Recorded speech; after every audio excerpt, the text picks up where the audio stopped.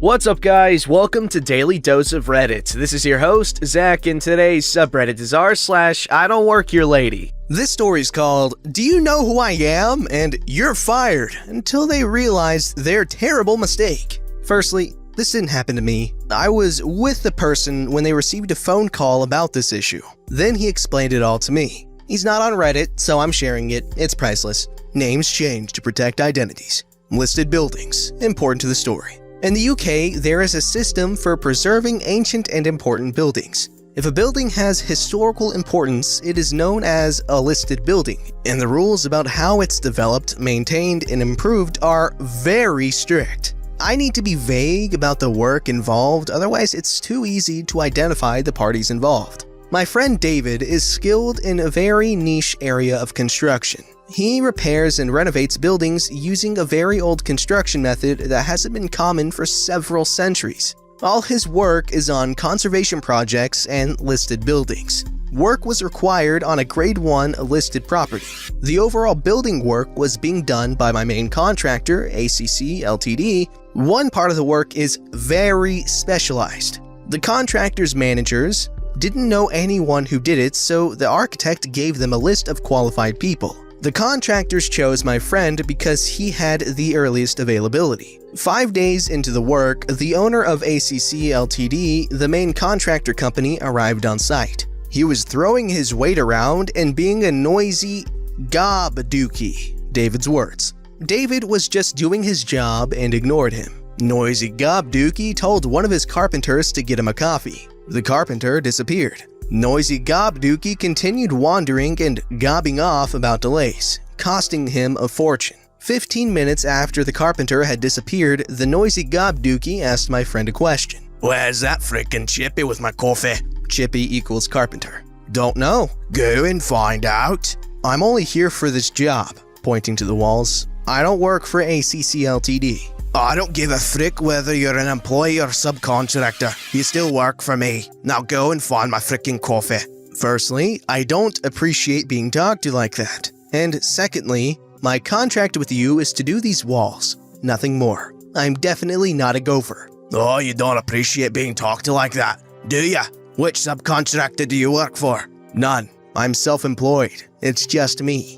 "A frickin' day laborer, and you've got the nerve to talk to me like that? Do you know who I am?"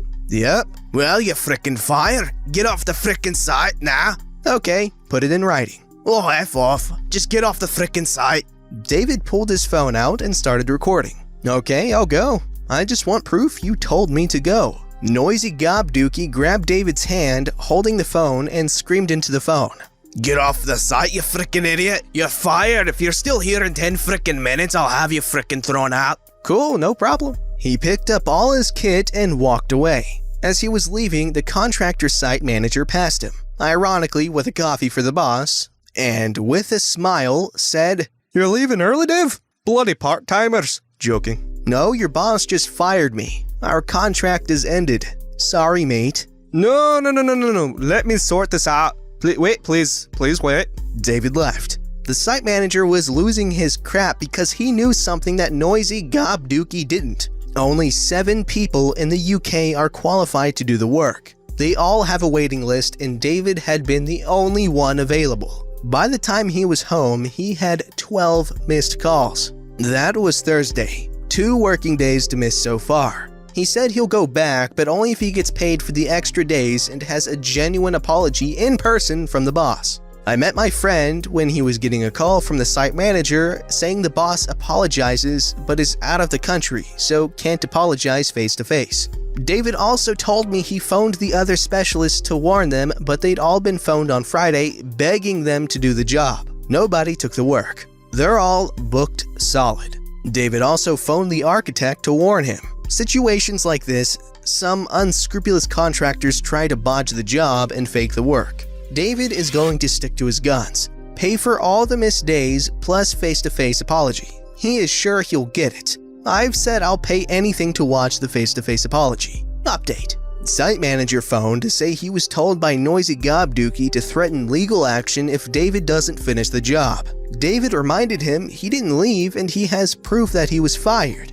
Site manager phoned again to say noisy Gobdookie will apologize face-to-face on Friday. Can David start tomorrow? David said no. Following the threat of legal action, the conditions are different. Face-to-face apology before work starts. Added pay for wasted days. Payment of full contract value upfront before work starts. All that must happen by Thursday.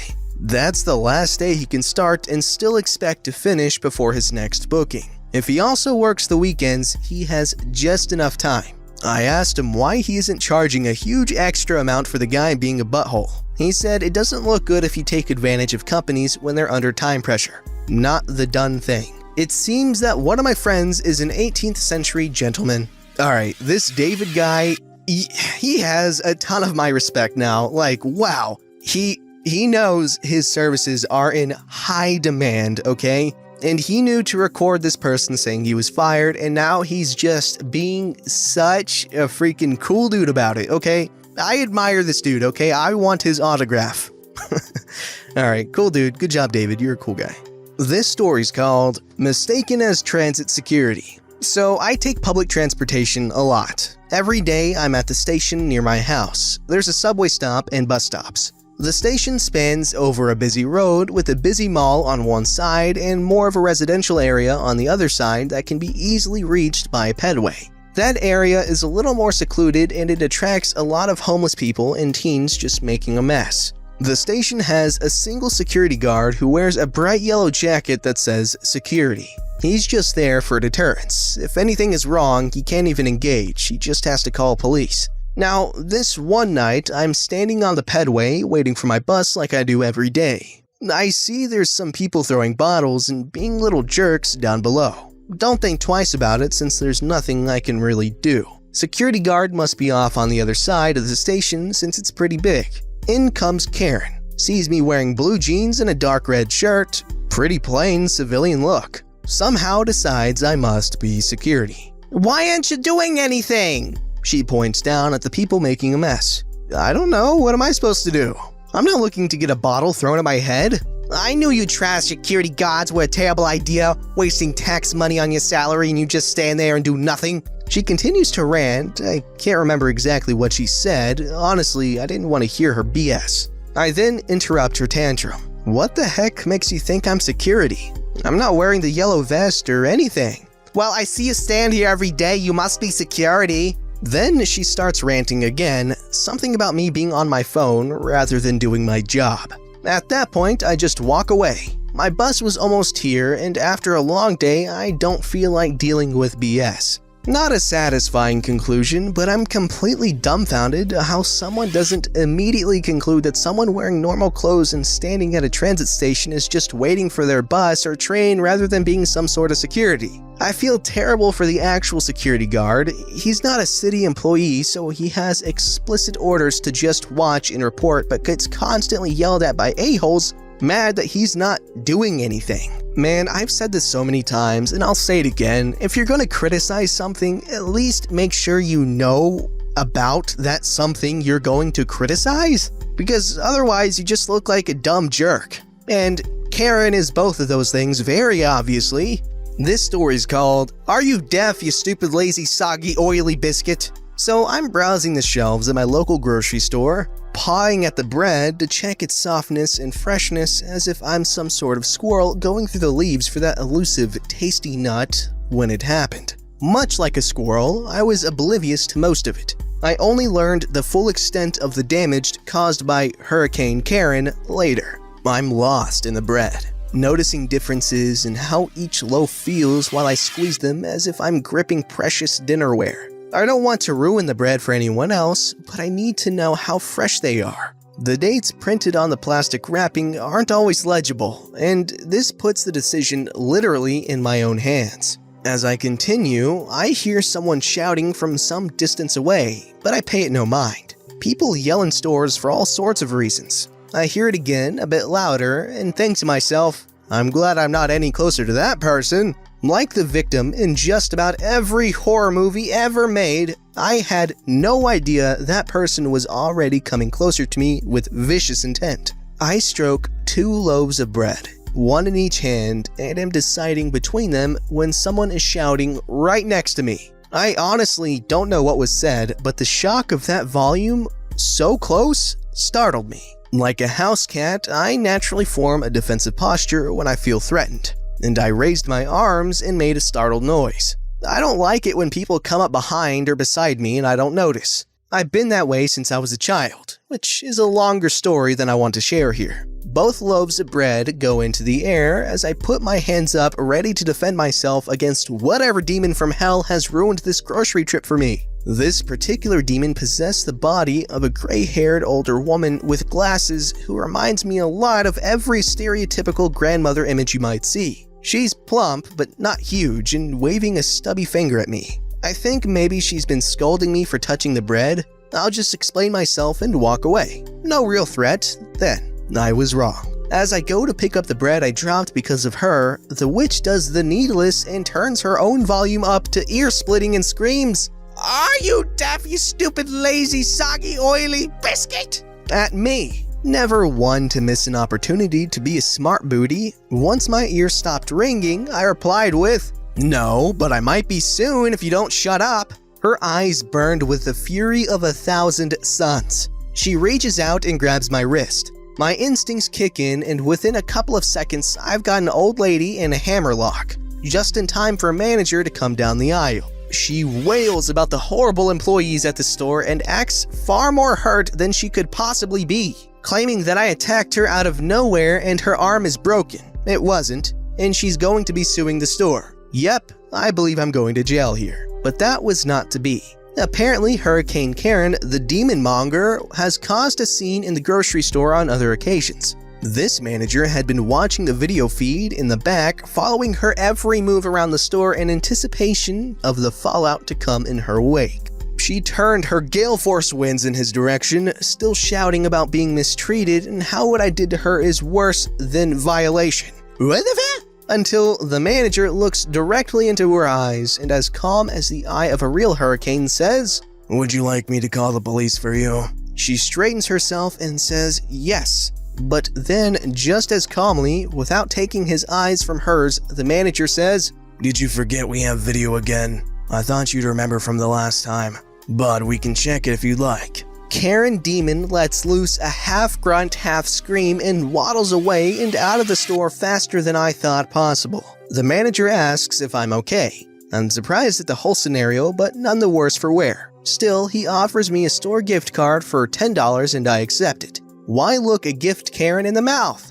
Free bread for the win. Wow, I really like the writing in this story. The person made it very easy to tell what was going on. Now, I'm about to contradict what I just said, but I have absolutely no idea what happened. This person stroking bread, then all of a sudden she's attacked by an evil woman? What? Okay, well, at least it ended well. This story's called, "I Don't Work for That Company, Lady." I posted before about the building I work in, but if you, like me, don't want to find the posts, here is a brief rundown. I work in a large building with many different organizations in it. My company takes up 2 floors on levels 8 and 9, but our reception desk is on the ground floor in a big open lobby. I usually do reception 2 days a week, but this week I'm on it full time because our usual receptionist is taking a much-deserved break. The building itself is owned by a private health insurer, and they take up 7 floors, and their reception area is also on the ground floor, just behind me through some glass doors. They have a giant neon sign above their doors with their company name on it, but for some reason, people never seem to see it and always ask me where the company is. Today they had some conference or something on, so I had a fair few people asking me where the terrace entrance was.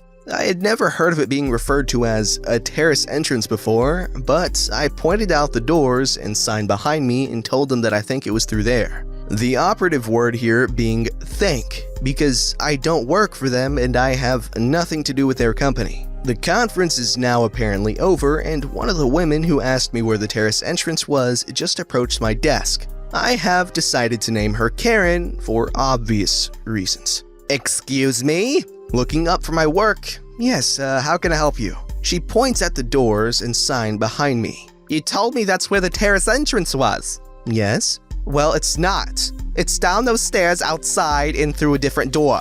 "Okay." "You should know better." I'm sorry about that, but I don't actually work for private health insurer, so I had no idea what entrance they were referring to. I helped as best as I could. Well, it's not really good enough. I'm sorry? What would you like me to do? I would like you to learn your job better.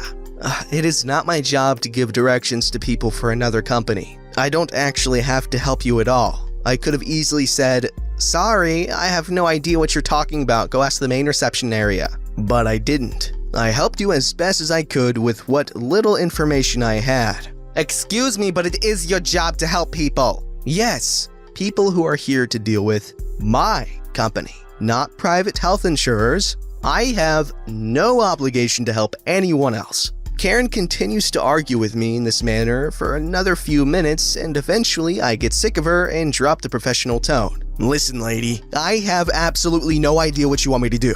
I don't work for private health insurer. I have never worked for them. There are at least 8 companies in this building, and I don't know where they all are. I only moved to this city a year ago, and so I'm not super familiar with the area in general. I'm stuck at this desk all day and don't really have the leisure to explore this giant building. I helped you as best as I could. It's not my fault you're too darn stupid to find your own way around here. I want to speak to your manager.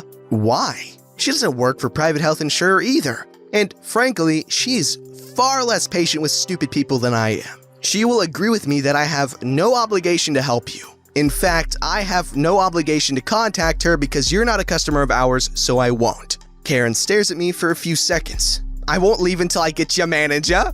Cool. Have fun waiting forever. I leave at 5 p.m. You gonna stick around after I'm gone? Wait for me to come back tomorrow? It was around 11 a.m. at the time. She stuck around for another 10 minutes or so and kept trying to berate me, but I put my headphones in, which I'm not really supposed to do as it looks unprofessional, but I didn't have anything playing through them, and I wanted to make a point. And I pretended like she was invisible. Eventually, she storms off, muttering about getting me fired. Yeah, good luck with that, lady. Okay, so I worked as somewhat of a receptionist at my family's hotel when I worked there, and I can tell you it was absolutely horrible. Because, first of all, I hate dealing with phone calls from people I don't know. It's honestly the worst, and there's phone calls every day, every hour. While not as many phone calls as, other places would get, but it was a lot more than I was okay with. And, there's the jerks that you have to deal with, all the entitled people, and just so many mean people, man.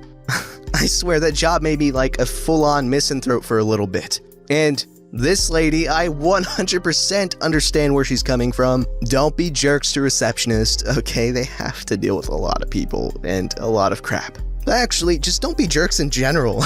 This story's called, Unsurprisingly, the couple shopping together in plain clothes aren't employees and can't answer your questions. In the jewelry section of a big box store, I was shopping with my wife, trying to figure out what type of jewelry cleaner she needed. We were laughing and talking in our own little world while I read the back of each of the cleaners. They have a jewelry counter in front of us, but we are not in the counter enclosure where employees stand, and we aren't even facing the counter. This woman is standing in front of the counter and says something to the employee as my wife walks off to look at something. Having not gotten any type of response from the employee, she angrily says, "Excuse me." I heard nothing in response again, but it's not my business and I'm busy trying to figure out how not to ruin a ring. Then she says, "Hey!"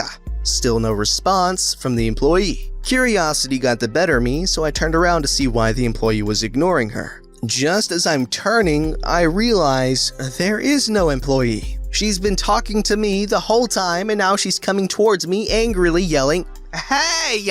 I respond with a very confused and annoyed, "What?" as my wife rounds the corner to see what all the yelling is about. She immediately realizes I do not work there and says, "Oh," while her daughter starts cracking up at her and they walk away. Okay, this is a good story because it at least slightly restores my faith in humanity because, at least she realized her mistake and went on with her life. Unlike so many other people. Don't forget to like, subscribe, and hit that bell to never miss an episode.